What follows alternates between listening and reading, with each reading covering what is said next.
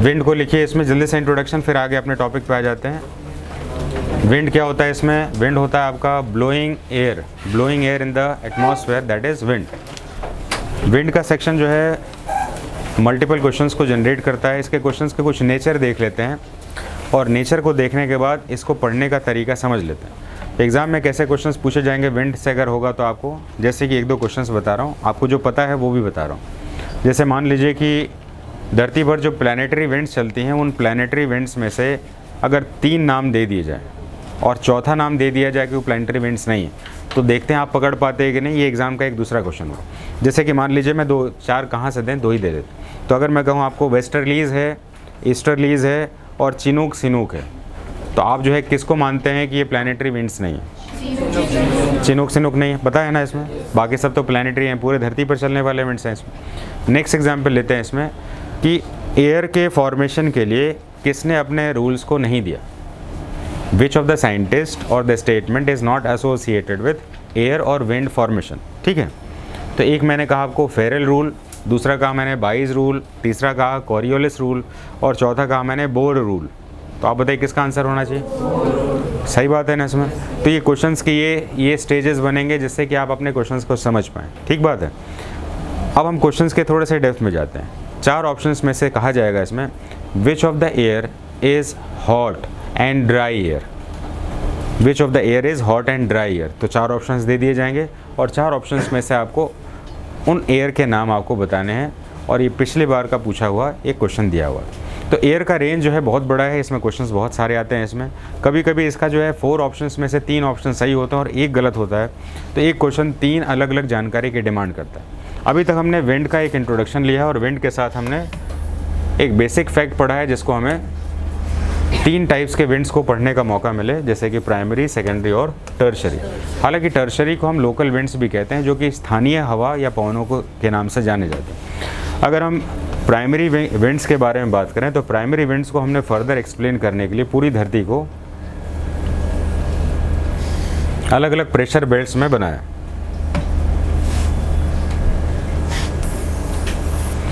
तो अब आप प्रेशर बेल्ट्स के साथ मेरे को थोड़ा सा बताएंगे और मैं एक नया नाम के साथ आपको भी जोड़ने वाला हूँ। तो सबसे पहले बताइए धरती पर प्रेशर बेल्ट कितने हैं?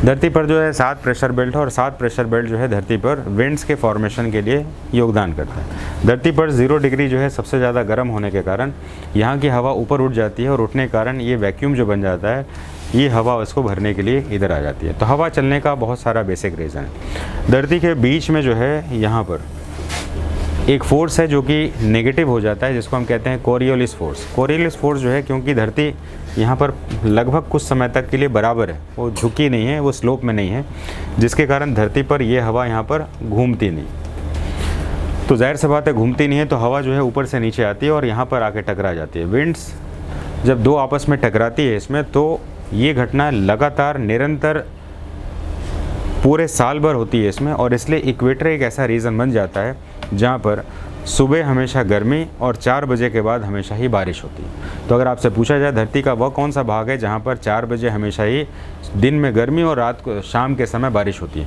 तो सिर्फ और सिर्फ इक्वेटोरियल रीजन होगा। और इक्वेटोरियल रीजन का रीज़न क्या है?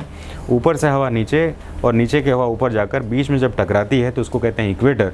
और इक्वेटर पर हर समय बारिश होने के चांसेस बनते हैं। ये बारिश होने के चांसेस ज़मीन वाली जगह पर नहीं बनते। अगर मान लीजिए कोई ज़मीन का जगह बन गया है इसमें, तो यहाँ से इवेपोरेशन होगा नहीं, तो फिर ये हवा टकराएगी नहीं। इसलिए जनरली जो है जो खाली जगह होते हैं, यानी कि समुद्र होता है, तो समुद्र में इवेपोरेशन होता है और इवेपोरेशन वाली हवा चलती है और आपस में टकराकर यहाँ पर शाम के 4 बजे के बाद जो है तेज़ बारिश करती है। अगर आप कभी डिस्कवरी चैनल देखें तो आप देखेंगे कि बेयर ग्रिल्स जैसे बहुत सारे ऐसे कैरेक्टर्स हैं जो इक्वेटोरियल रीजन पर जाने के बाद शाम होने से पहले कहते हैं मुझे कुछ अपना इंतज़ाम करना होगा क्योंकि यहाँ पर बारिश आ जाएगी। कभी देखे आपने? तो सर्वाइवल वाला, तो उसमें जो है छतरी उतरी बना के जो है घर में बैठ जाते हैं और फिर तेज़ बारिश भी आ जाती है। तो हमें लगता है इसको कैसे पता चला इसको बारिश आने वाली है? ऑब्वियसली बारिश इसलिए पता है क्योंकि इक्वेटोरियल रीजन पर जो है दिन में गर्मी और रात में बारिश। ये चीज़ होने के कारण इस जगह पर एक ख़ास तरह का एक वेजिटेशन पाया जाता है और इसको कहते हैं एवरग्रीन फॉरेस्ट। तो धरती पर जो है ज़्यादातर सदाबहार वन पाए जाने के जो जगह हैं वो इक्वेटोरियल रीजन पर ही सबसे ज़्यादा। कारण भी बड़ा क्लियर है इसमें, दिन में तापमान होना यानी कि फोटोसिंथेसिस का हो जाना, और शाम होते होते बारिश भी हो जाना, यानी कि पानी भी मिल जाना है इसको और फोटोसिंथेसिस भी हो जाना, जिसके कारण यहाँ पर वेजिटेशन काफ़ी बढ़िया होता है और एवरग्रीन फॉरेस्ट पाए जाता है। तो हमने कुछ ऐसे बेसिक्स डायग्राम के साथ ही इसको कवर कर लिया। अब जो हम डिग्री लिख रहे हैं ना, तो डिग्री के साथ जो है हमारे पास कुछ ऐसे सेक्शंस हैं जो कि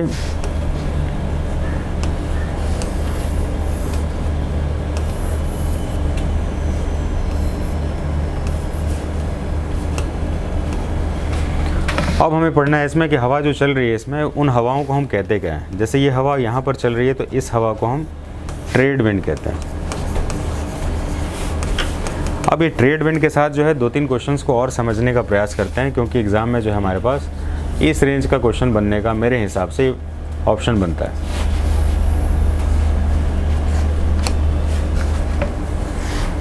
जैसे कि हम देख रहे हैं इसमें डोल्ड्रम से लेके 30 डिग्री जो मैंने बताया था, इसको हम कहते हैं हेडली सेल। क्या कहते हैं? Hadley cell.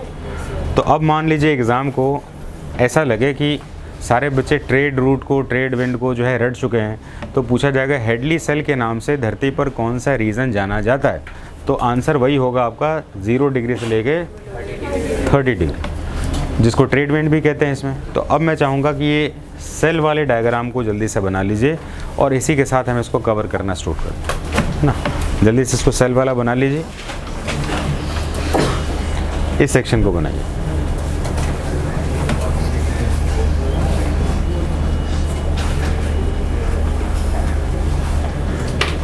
डायग्राम जल्दी से बनाना और लिखना स्टार्ट कर देना।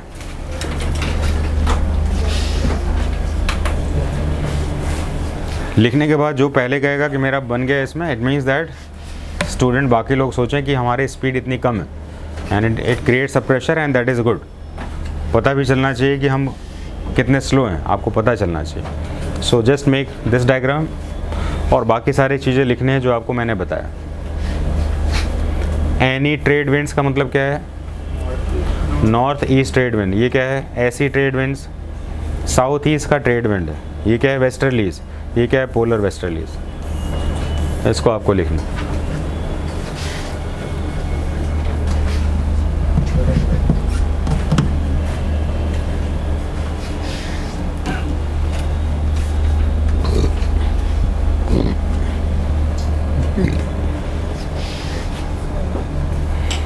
डायग्राम बहुत ही टेक्निकल है, स्पेस लेकर डायग्राम बनाइएगा, ठीक है। एग्ज़ाम में क्वेश्चन मेरे हिसाब से इससे ज़्यादा नहीं आएगा। अच्छा मान लीजिए 50 क्वेश्चन आता है, तो आपको क्या लगता है नोटबुक से कितने आना चाहिए? कितना उम्मीद करते हैं आप लोग? 40 तक उम्मीद करते हैं ना? 10 तो भाई यूपीएससी है तो बड़ा जाएगा ही इसमें, बाकी सब तो 40 क्वेश्चन तक बनाने के लिए आपको डायग्राम ठीक बनाना हो। बाकी किताब उताब पढ़ना छोड़ दीजिए, क्लास में जो चल रहा है उससे आप आराम से पास हो जाएंगे, और उसको भी ठीक से नहीं बनाएंगे और सुने समझेंगे नहीं तो फिर तो प्रॉब्लम हो जाएगी। जैसे अभी मैंने क्लास से पहले क्वेश्चन पूछा और आप सब उसमें फंस गए, तो आपका कंसेप्ट क्लियर होना चाहिए, उसमें जो भी बता रहे हैं वो पूरी तरह से क्लियर होना चाहिए।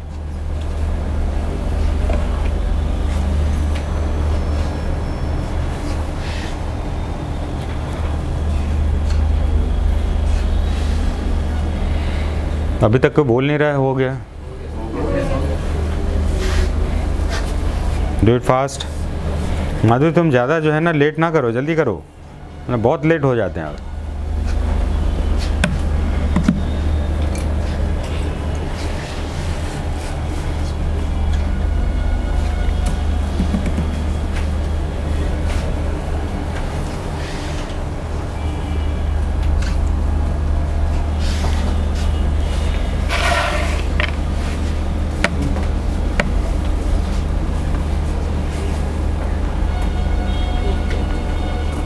जब बना लिए तो एक हेडिंग बनाएंगे, अ शॉर्ट डिस्क्रिप्शन। एक छोटा सा परिचय ले लेते हैं पहले, अ शॉर्ट डिस्क्रिप्शन। छोटे छोटे पॉइंट्स में लिखेंगे ताकि याद आ जाए, और जो भी मैं लिखाऊंगा आपको पता होना चाहिए कि हम ये लिख रहे हैं। लिखेंगे 0 degree is also known as equator. 0 degree is also known as equator. थोड़ा सा फास्ट चल सकते हैं। 0 degree is also known as equator. Point number next लिखेंगे 5 degree above and 5 degree below, 5 degree above and 5 degree below. इसमें कुछ नहीं लिखा है, जो बोल रहे हैं वो लिखिए। 5 degree above and 5 degree below of 0 degree, 5 degree above and 5 degree below of 0 degree is known as doldrum. तो 0 डिग्री के 5 डिग्री ऊपर और 5 डिग्री नीचे को डोल्ड्रम कहा जाता है। डोल्ड्रम वर्ड को अंडरलाइन कर दीजिएगा, एग्जाम का क्वेश्चन है।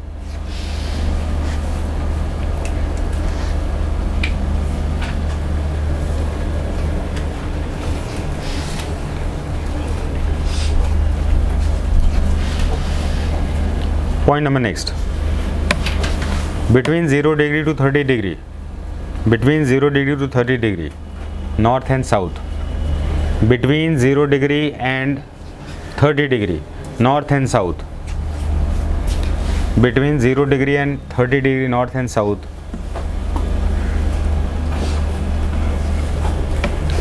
The region is known as hardly cell, Hadley cell,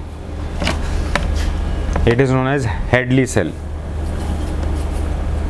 Hadley cell को अंडरलाइन कर देंगे, एग्जाम में आने वाला एग्जाम का क्वेश्चन यही रह सकता है मेरे ख्याल से। नीचे एक नोट लिखें, it was firstly discover by Hadley, इसको पहली बार हेडली ने डिस्कवर किया था। It was firstly discovered by Hadley, इसको पहली बार हेडली ने डिस्कवर किया था, इसलिए उसको हेडली सेल कहते हैं।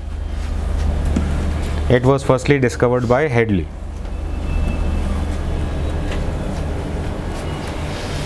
पॉइंट नंबर नेक्स्ट लिखें, दिस रीजन, कौन सा रीजन की बात कर रहे हैं? हेडली सेल की बात कर रहे हैं। This region is also known as region of trade winds, this region is also known as region of trade winds. Trade winds का मतलब होता है व्यापारिक पवन। This region is also known as region of trade winds, व्यापारिक पवनों के नाम से भी इनको जानते हैं।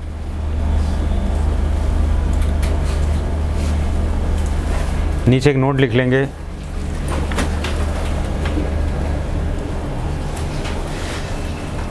Maximum trade, maximum trade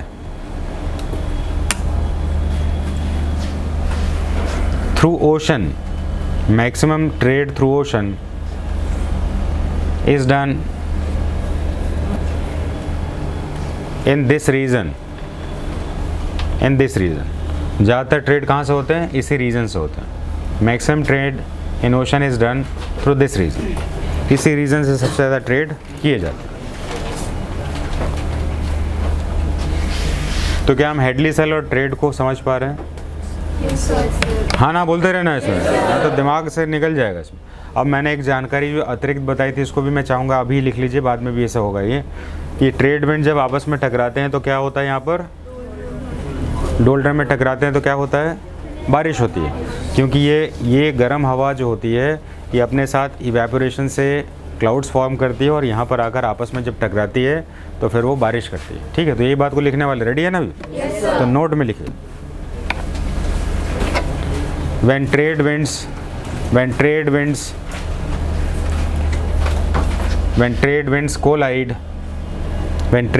collide in equatorial region, equatorial का मतलब होता है 0 degree. when trade winds collide in equatorial region then it causes rain,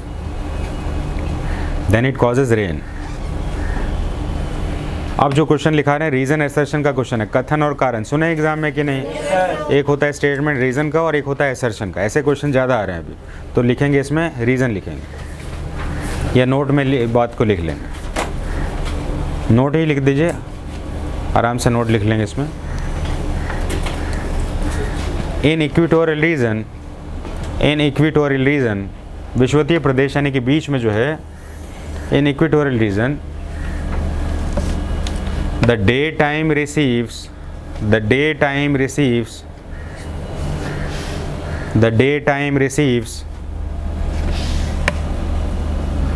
high temperature daytime receives high temperature and in the evening rainfall occurs, और evening में rainfall होता है। कहाँ पर होता है ऐसी घटना?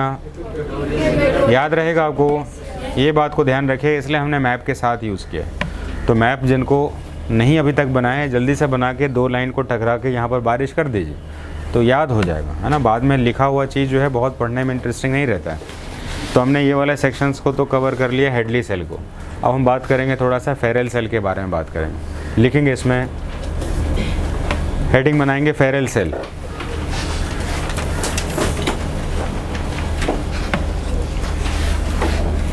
फेरेल सेल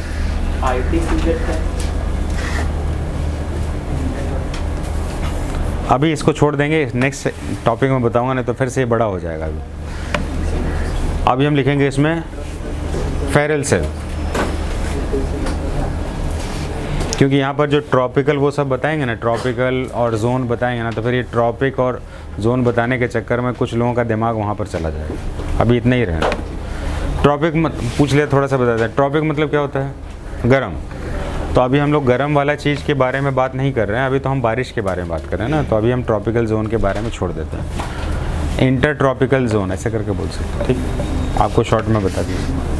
फेरेल सेल लिख देंगे इसमें, फेरेल सेल लिखिए। अब लिखते हैं इसमें, between 30 degree and 60 degree, between 30 degree and 60 degree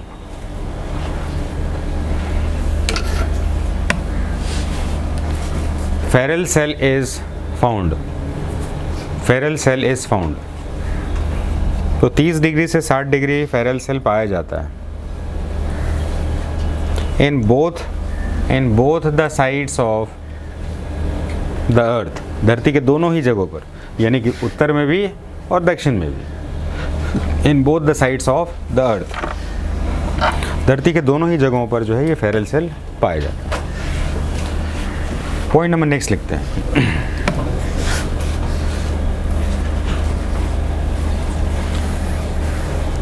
In this region,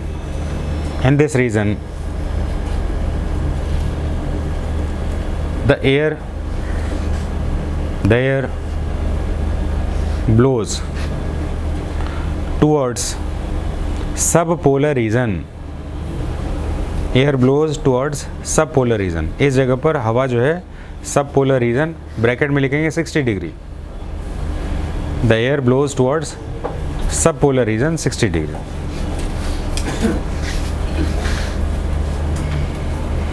यहाँ पर हमें इतना ही जानना ज़रूरी था। अब हम लोग जो है हवा के नाम के साथ थोड़ी सी रिसर्च को करने वाले हैं।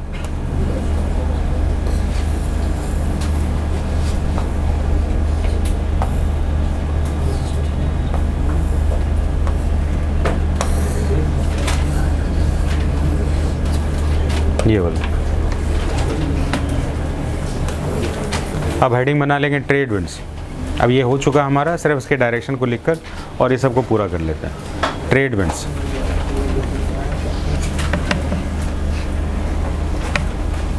हेडिंग है हमारा ट्रेड विंड्स। ट्रेड विंड्स की कल हो चुका था, मैं सिर्फ इसको टच कर रहा हूँ। ट्रेड विंड्स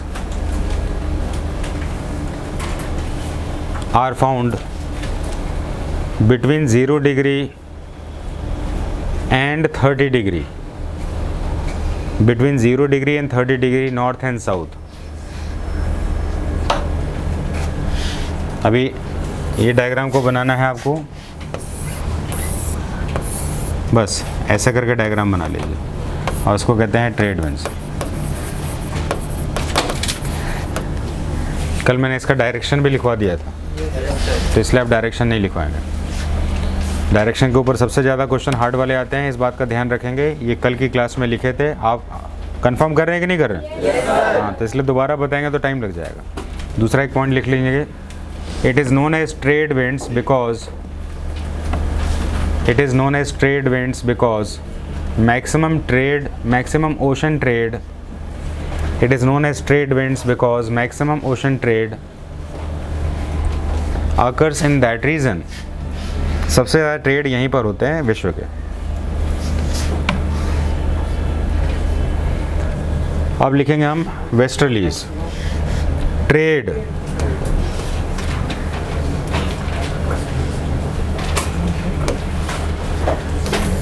अब हेडिंग बनाएंगे वेस्टर्लीज।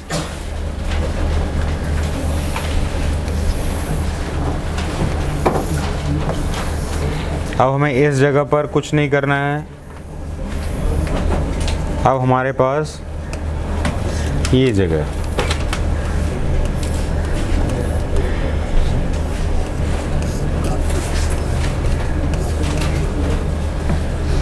तो ये वाली जगह कौन सा है, 30 डिग्री से 60 degree.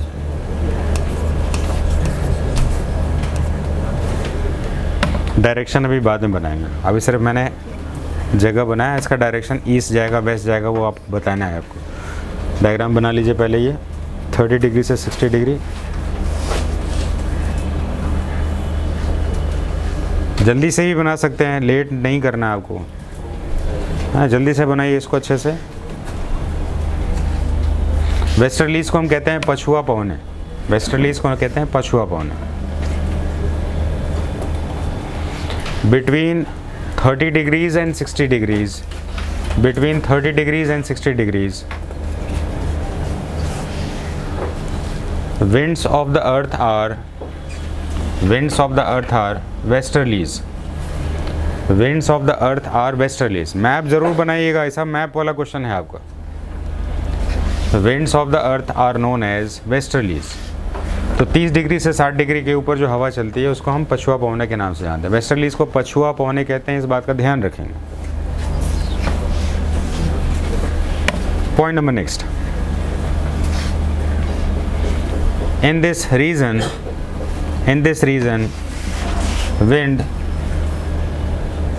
blows with high speed, in this region wind blows with high speed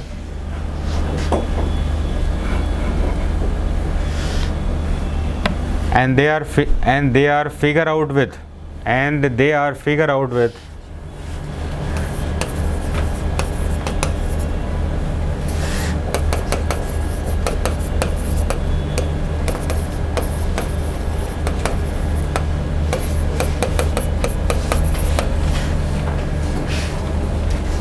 shouting 50s, roaring 40s, ऐसा कर, ये दोनों में से किसी को भी कह सकते हैं, ठीक है।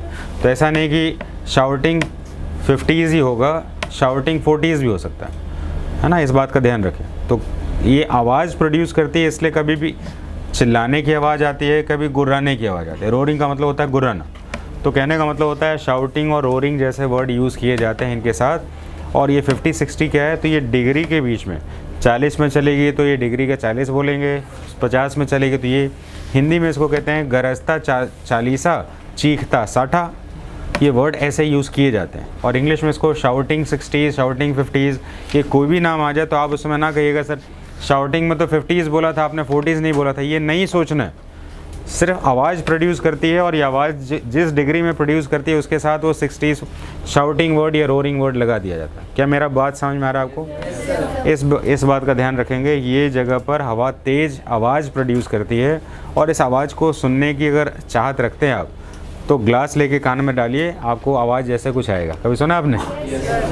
खाली ग्लास को कान में डालेंगे तो कुछ ऐसा लगेगा आंधी तूफान चल रहा है इसमें, तो आप उस आवाज़ को फील कर सकते हैं। तो यहाँ पर आवाज़ जो है, आवाज़ करने वाली हवा चलती है जिसको हम रोरिंग और शाउटिंग जैसे शब्द के साथ यूज़ करते हैं।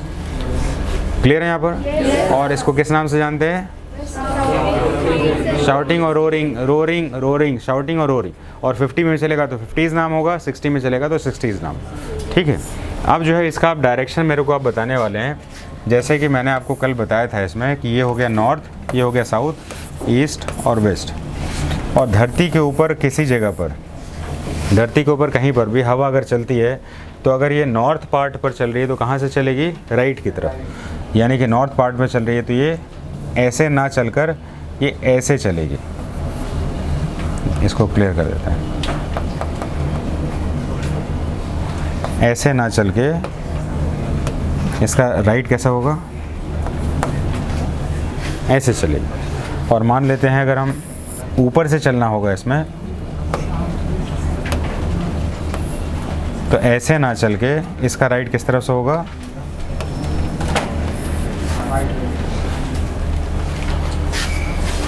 देखिए, साइंस को पढ़ने के लिए हमारे पास लॉजिक का होना बड़ा ज़रूरी है, और आपके पास लॉजिक के साथ आपके ब्रेन में एक मैपिंग होनी ज़रूरी है। तो सबसे पहले समझना है कि हमें नॉर्थ में जब भी हम जाते हैं तो हवा का डायरेक्शन हमेशा राइट की तरफ ही मुड़ेगा। तो राइट की तरफ मुड़ेगा तो ये रेड वाला जो है इस तरफ मुड़ रहा है, ऊपर चल रहा है हवा, ठीक बात है, लेकिन ये घूम जाएगा राइट की तरफ। अब हम नॉर्थ में कि कोई भी हवा चले वो राइट की तरफ ही घूमेगा, तो ऊपर से नीचे की तरफ जब हवा आएगा तो इसका भी तो राइट यहीं पे जाएगा ना।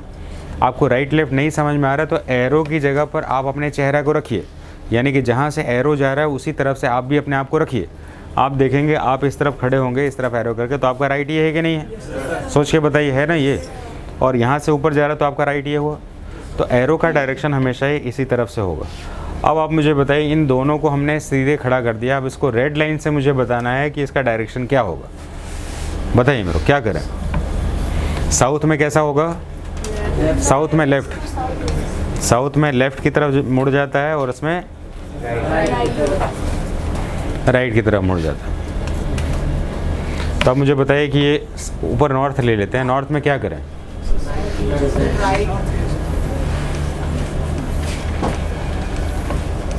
ठीक बात है। और यहाँ पर क्या करें? तो यहाँ मुड़ेंगे तो लेफ्ट इधर होगा। सही बना रहे ना? तो आप ऐसे ही बना लीजिए, इसको बना लीजिए, एग्ज़ाम का अच्छा क्वेश्चन है। एरो चलने का डायरेक्शन फिर पूछा जाता है, तो एरो को कहाँ पर पकड़ के कैसे डालना है? एक एरो को पकड़ के इसके बीच में डाल देना है, फिर देखिए आंसर निकल जाएगा आपका। Do it fast.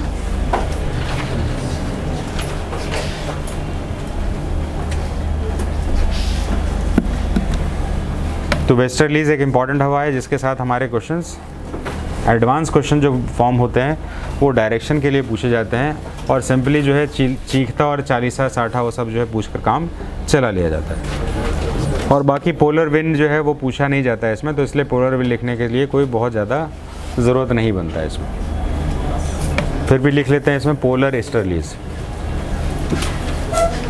Polar easterlies.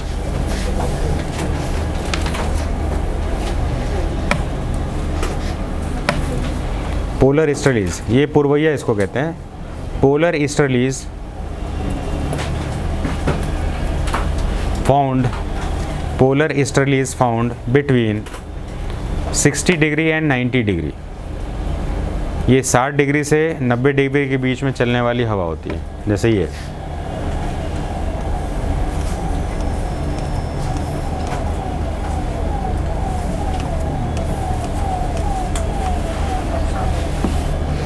आप अगर इसको थोड़ा सा चेंज करके लिखें तो ज़्यादा अच्छा हो जाएगा। 90 डिग्री से 60 लिखेंगे तो ठीक होगा। 60 डिग्री से 90 डिग्री लिखा है ना आपने, तो 90 डिग्री से 60 लिखे, क्योंकि हवा का डायरेक्शन ऊपर से नीचे आता है। क्योंकि पोल्स पर प्रेशर कैसा रहता है? हाई रहता है ना, और हवा कैसे चलती है? हाई प्रेशर से लो प्रेशर। तो इसलिए जो है हवा का डायरेक्शन कैसा होगा? 90 डिग्री से। अगर किसी ने चेंज नहीं किया है ना तो वो प्रॉब्लम उसकी होगी। यस तो बोल दिए, लेकिन चेंज कर लीजिएगा। 90 डिग्री से 60 डिग्री होगा, ठीक है। अब मैं आपसे चाहूँगा कि आप बताइए कि इसका डायरेक्शन हम क्या लिखें। अब इसका डायरेक्शन क्या करें? नॉर्थ में है तो क्या करना चाहिए? तो इस तरफ आएंगे तो राइट इधर मुड़ेगी। तो अभी जो मैं वाइट पेन से लिख रहा हूँ वो आपका आंसर होना चाहिए घूमने का। और लेफ्ट में क्या करें? साउथ में कहाँ जाएगा? ये लेफ्ट हो गया आपका। तो ये डायरेक्शन ज़रूर बना लीजिएगा।